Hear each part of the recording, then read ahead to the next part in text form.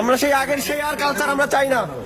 এই আস্তে আস্তে দান খয়রাতের ভিক্ষার নামে আস্তে আস্তে ঢুকতেছে এই কালচার। আজকে ফিল্টার ঢুকবে, আর কয়েকদিন পরে অস্ত্র ঢুকা শুরু করবে।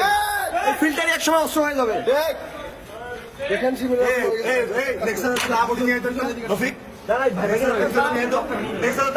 কিছু নিয়ে